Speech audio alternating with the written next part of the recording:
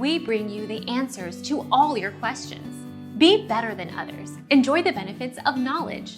Accept the answers from us. Islamic perspective. For this reason, sneezing is considered as blessing from Allah, and in a narration 3:4 from Prophet Muhammad, peace and blessings of Allah be upon him, who said, "When one of you sneezes, let him say, Alhamdulillah, praise be to Allah, and let his brother or companion reply to him."